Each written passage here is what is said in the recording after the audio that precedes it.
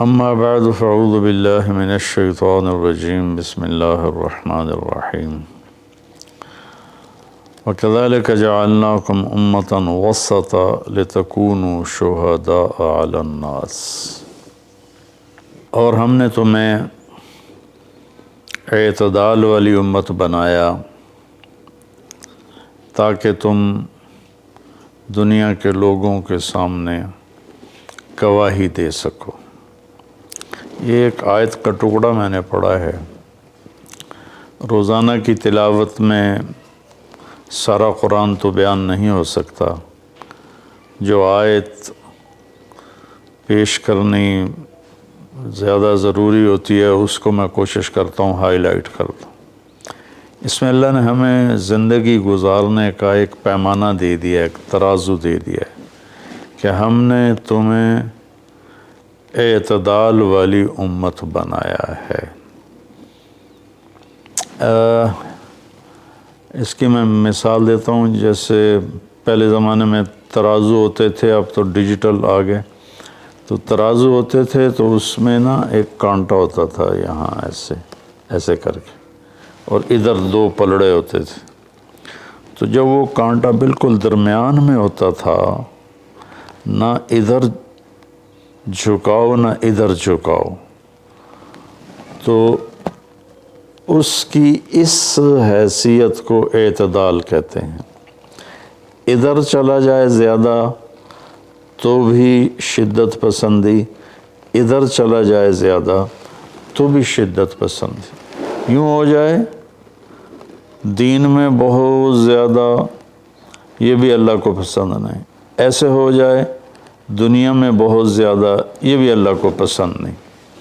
اللہ تعالیٰ فرماتے ہیں کہ اپنی زندگی میں عدل پیدا کرو، انصاف پیدا کرو، اعتدال پیدا کرو، کہ جب دنیا میں لگو تو ایسے نہ لگو کہ تمہیں آخرت بھول جائے، تم جھوٹ کو حلال کر دو، سود کو حلال کر دو، اور سارے حرام کو کرتے چلے جاؤ کہ جی ہم تو گناہ گار ہیں، ہم تو دنیا دار ہیں۔ یہ بھی انتہا پسندی ہے، یہ اللہ کو پسند نہیں ہے۔ دنیا کی طلب ایک بڑا عمل ہے۔ اللہ کے نبی کا فرمان ہے، من طلب الدنیا حلالا، جس نے رزق حلال کمایا، جس نے دنیا کو حلال راستے سے طلب کیا، اس میں جھوٹ نہیں، اس میں دھوکہ نہیں، فراڈ نہیں، اس میں سود نہیں، اس میں ظلم اور زیادتی نہیں، اس میں وعدہ خلافی نہیں، کسی غلط چیز کی تجارت نہیں، شراب بیچتا ہے یا ڈرگز بیچتا ہے، نسل کو برباد کرتا ہے۔ تو جس نے حلال راستے سے دنیا کو کمایا، استعفافاً عن المسئلہ، کہ مجھے مانگنا نہ پڑے لوگوں سے، میں خوددار بن کے زندگی گزاروں۔ سعیاً علی اہلہ، اپنے بچوں پہ خرچ کرنے کے لیے کہ وہ عزت کی زندگی گزاریں۔ تعطفاً علی جارہ، اپنے آس پاس کے غریب لوگوں پر خرچ کرنے کے لیے، جو صبح بازار جاتا ہے اور اپنی جاب پر جاتا ہے، اپنی مزدوری پر جاتا ہے، وہ ریڑھی پر بیٹھتا ہے یا بہت بڑے پروجیکٹ کے آفس میں بیٹھتا ہے، اگر یہ چار باتیں اس کے اندر ہیں، حلال کماتا ہے، جابین رشوت نہیں لیتا، غلط کام نہیں کرتا، کسی کی فائل نہیں روکتا، بچوں پہ خرچ کرنے کے لیے اور پڑوسیوں کو نوازنے کے لیے، غریب پڑوسیوں پر خرچ کرنے کے لیے، اور سوال سے بچنے کے لیے، جو دنیا کو کماتا ہے، تو اب آپ خوشخبری سنیں، لقی اللہ تعالی یوم القیامہ وجہہ مثل القمر لیلۃ البدر، قیامت کے دن وہ اللہ سے ایسے ملے گا کہ اس کا چہرہ 14ویں رات کے چاند کی طرح چمکتا ہوگا۔ تو ایسی دنیا کمانا بھی بندگی ہے۔ ریاکاری کے نفل پڑھ رہا ہو تو وہ جہنم ہے، اور ان چار شرطوں کے ساتھ دکان پہ بیٹھا ہو، آفس میں بیٹھا ہو، ریڑھی پہ بیٹھا ہو، تو وہ جنت کا راستہ ہے، اللہ کو اتنا پسند ہے۔ چونکہ اس میں درمیانی راستہ ہے، اعتدال والا راستہ ہے۔ اب اس میں انتہا پسندی کیا ہے؟ دوسری حدیث پیش کرتا ہوں، تعس عبد الدینار وعبد الدرہم وعبد القطیفہ، تعس وانتکس وإذا شیک فلن تقش، ان اعطی رضی وإن لم یعط سخط۔ آپ نے فرمایا دینار کا چاہنے والا، دینار کا غلام، چاہت تو سب کی ہے، سونے کا غلام ہلاک ہو جائے، چاندی کا غلام ہلاک ہو جائے۔ اللہ نے کائناتی معیشت کو، اکانومی کو سونے چاندی کے گرد گھمایا ہے، یہ اللہ کی اپنی قدرت ہے۔ تو اب یہ انتہا پسندی آ رہی ہے، جس نے آپ نے کہا ہلاک ہو جاتا، ایسا کون؟ عبد الدینار، سونے کا غلام، چاندی کا غلام، اور زیب و زینت کا غلام، اسیسریز کا غلام، کہ حلال رزق میں ایسی نہیں مل رہا تو چلو کوئی ڈنڈی مار لو، کوئی رشوت لے لو، کوئی جھوٹ بول کے سودا بیچ لو، یہ ہے۔ تو اس کے لیے آپ نے بد دعا فرمائی۔ یہ بخاری شریف کی روایت ہے، آپ رحمت اللہ علیہ عالمین ہو کر آپ بد دعا فرما رہے ہیں کہ ایسے لوگ، چونکہ یہ لوگ جب دنیا میں جاتے ہیں تو اوروں کے حقوق مارتے ہیں، اوروں جو رشوت لیتا ہے، وہ رشوت دینے والا پتہ نہیں کن مشکلوں سے اپنے کام کے لیے پہنچا ہوتا ہے، جس کو یہ دھوکہ دے کے مال بیچ دیتا ہے، وہ پتہ نہیں کتنی مشکلوں سے پیسہ بنا کے مال لینے آتا ہے، اس کو یہ 2 نمبر ٹکا دیتا ہے۔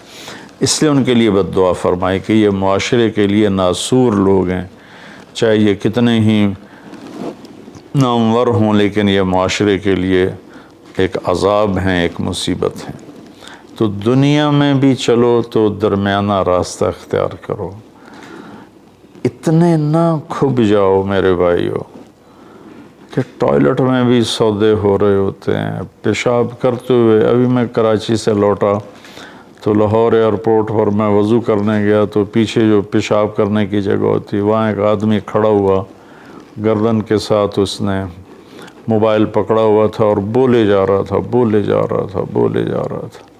یہ بھی کوئی زندگی نہیں ہے، کھانا بھی کھا رہے ہیں اور سودا بھی بیچ رہے ہیں اور پیمنٹ بھی لے رہے ہیں اور سودا کر بھی رہے ہیں اور ساتھ کھانا بھی کھا رہے ہیں۔ تو یہ تو کھانا زہر بن جاتا ہے، دماغ کی طرف سے آرڈر جاتا ہے کہ کھانا آ گیا ہے، تیار ہو جاؤ، معدے کو آرڈر ملتا ہے، ساتھ ہی فون کی گھنٹی بجتی ہے، فون اٹھاتا ہے تو آرڈر فون کی طرف چلا جاتا ہے، معدے کو آرڈر نہیں جاتا، غذا زہر بن جاتی ہے۔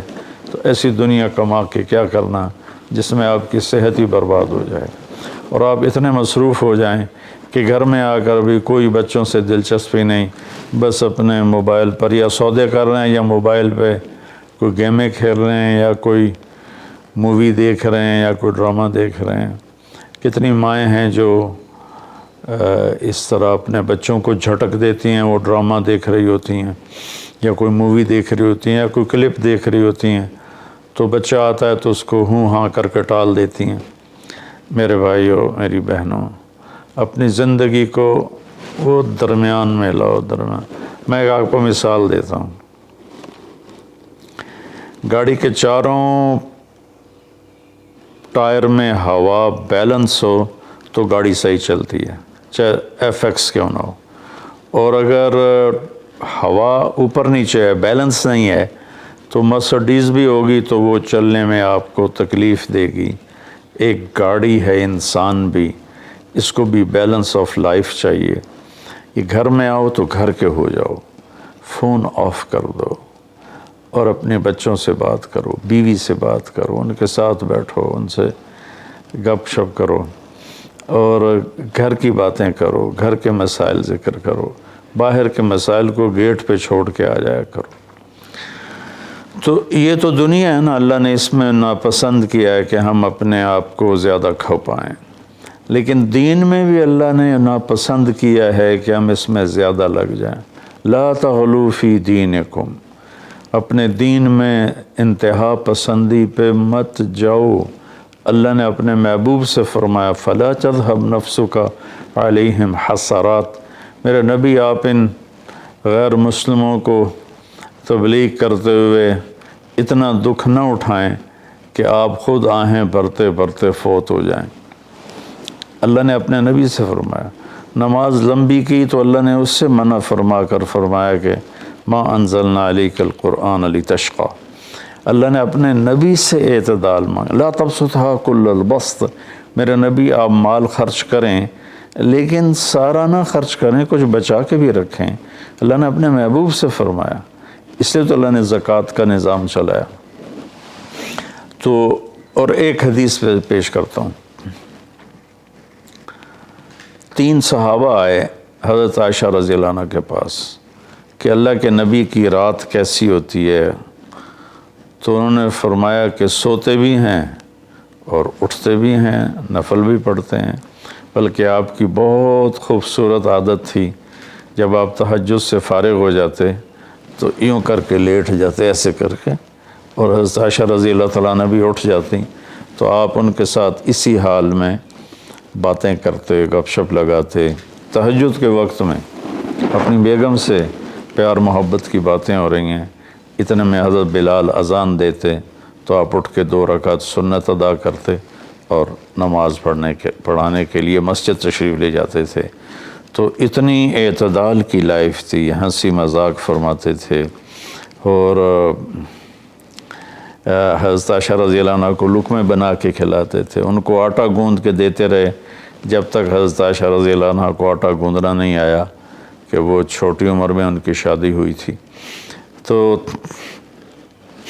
انہوں نے جب یہ سنا تو کہنے لگے وہ تو اللہ کے نبی ہیں، وہ تو کچھ بھی نہ کریں، بخشے بخشائے ہیں، ہمیں تو کچھ کرنا چاہیے، کیا کریں؟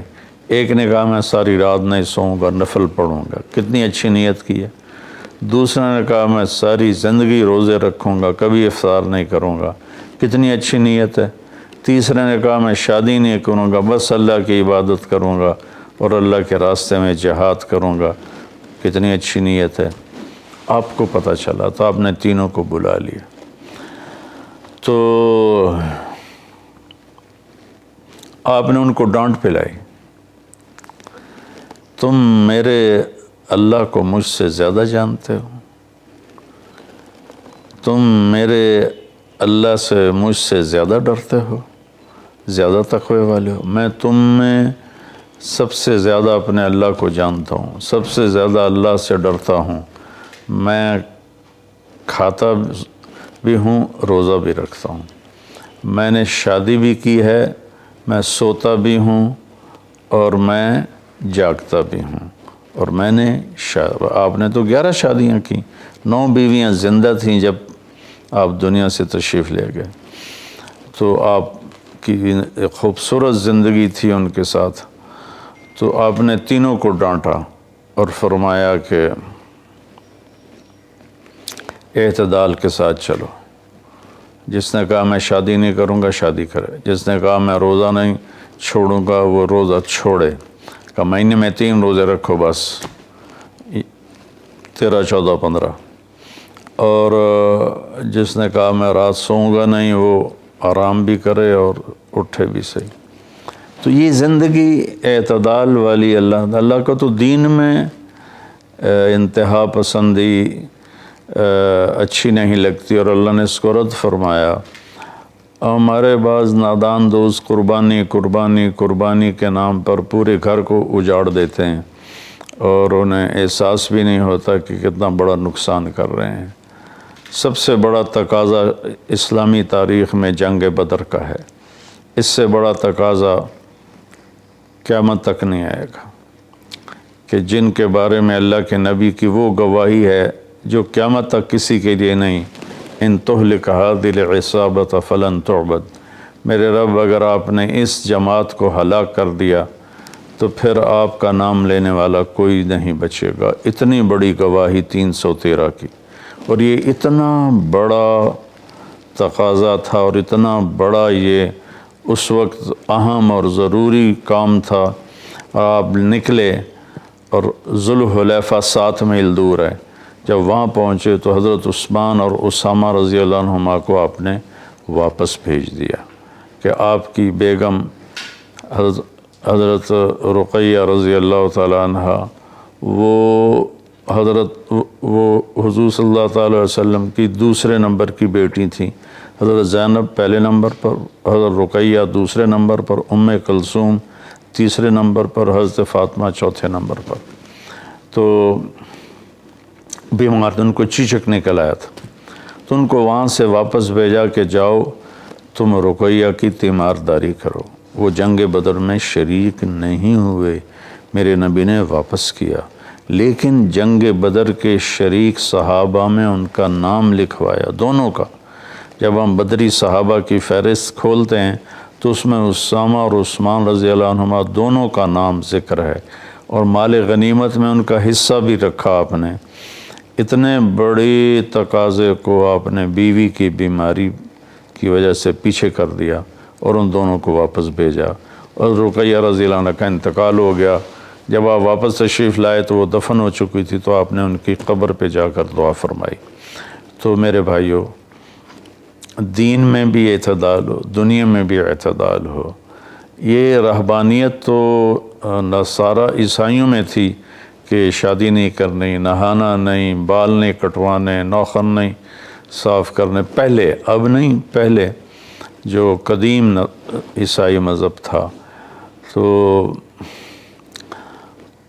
طبیعت میں اتنی شدت، غیر فطری زندگی، پھر وہ دوسرے طریقے سے اپنی خواہشات کو پورا کرتے تھے.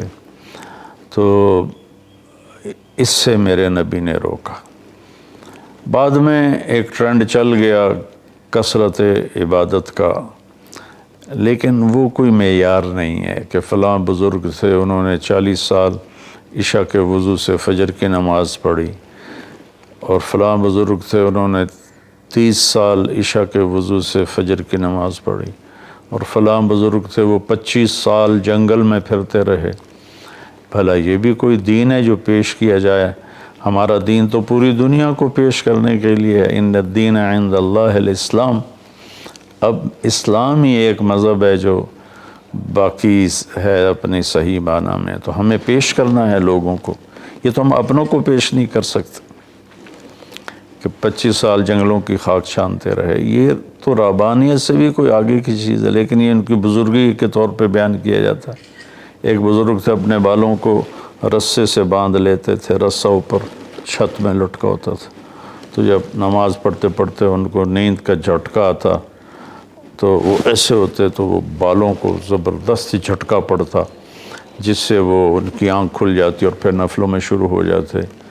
یہ تو میرے نبی کے حکم کے خلاف ہے. آپ نے فرمایا تم میں کوئی عبادت میں لگے جب تک وہ بشاشت ہے اور اس کو نیند نہیں. جب نیند کا سمجھے غلبہ ہو رہا ہے، نفل چھوڑ کے جا کے سو جائے. تو بعد میں یہ ایسی چیزیں پیدا ہوئیں کہ سارا سال روزے رکھنا، اور کبھی ایسا کہ ساری رات جاگنا. یہ کوئی دین نہیں ہے، یہ وہ دین نہیں ہے جسے ہم پیش کر سکیں. ایک بزرگ کا انتقال ہوا تو میں تعزیت کے لیے گیا، تو ان کے بیٹے بتانے لگے کہ ہمارے والد صاحب صبح 3 بجے اٹھ کے نیچے اپنے کمرے میں آ جاتے تھے جہاں مریدین آتے تھے، اور باقی جو ان کے اپنے علمی کام ہوتے تھے، اور رات 11 بجے واپس جاتے تھے. ساری زندگی یہ معمول رہا. یہ کوئی قابل ذکر بات نہیں ہے جس کو ہم بطور ایک نمونہ پیش کریں. میرے نبی نے اپنی زندگی کو 4 حصوں میں تقسیم کیا ہوا تھا.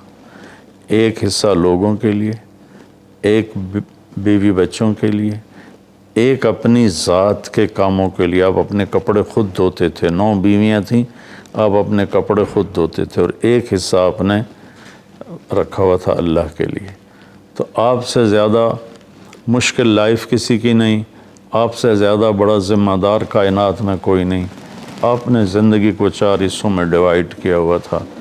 تو اگر ہم دنیا میں لگتے ہیں تو حلال حرام بھول جاتے ہیں، جھوٹ سچ بھول جاتے ہیں، دھوکہ دیانت کو بھول جاتے ہیں. اور دین میں لگتے ہیں تو بچے بیوی بھول جاتے ہیں، اپنے کام کاروبار بھول جاتے ہیں. آپ دیکھیں اصحاب صفہ وہ تھے جن کا کوئی کام نہیں تھا، لیکن عشرہ مبشرہ میں سے ایک بھی اصحاب صفہ میں نہیں، خلفاء میں ایک بھی اصحاب صفہ میں نہیں۔ اور اصحاب صفہ کوئی دینی تقاضوں کے لیے فارغ نہیں بیٹھے تھے، اصحاب صفہ کا ٹھکانہ کوئی نہیں تھا۔ جب صدیقی دور میں ٹھکانے مل گئے تو اصحاب صفہ بھی ختم ہو گئے۔ تو بھائیو، میری گزارش ہے آپ سب کی خدمت میں کہ اعتدال کی زندگی گزارو، اللہ کے واسطے اعتدال کی زندگی گزارو۔ ایک صحابی آئے، بڑے مالدار تھے، کپڑے ان کے پرانے بھی تھے اور بڑے گھٹیا قسم کے تھے اور میلے بھی تھے۔ آپ نے ان سے فرمایا کیا ہوا، غریب ہو گئے ہو؟ کہا جی نہیں۔ آپ نے فرمایا تو اللہ نے جو تجھے دیا ہے تو چاہتا ہے کہ اللہ تیرے اوپر اس کا اثر دیکھے، اٹھو جا کے کپڑے تبدیل کر کے آؤ۔ آپ نے ان کو واپس بھیجا، ان کے کپڑے تبدیل کروائے۔ تو یہ کہ کسی کو اللہ رزق دیتا ہے، وہ اچھے کپڑے پہنتا ہے، اچھی سواری استعمال کرتا ہے، اچھے گھر میں رہتا ہے، اپنا کاروبار دیکھتا ہے، اس کو دنیا داری نہیں کہتے۔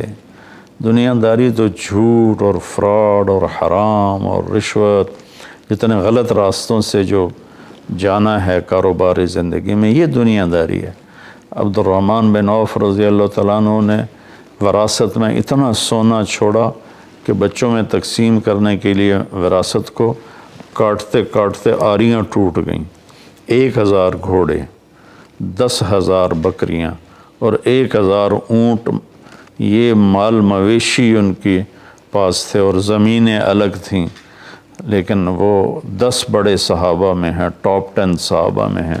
اس سے مانگیں کہ اللہ ہمیں اعتدال والی زندگی نصیب فرمائے۔ السلام علیکم۔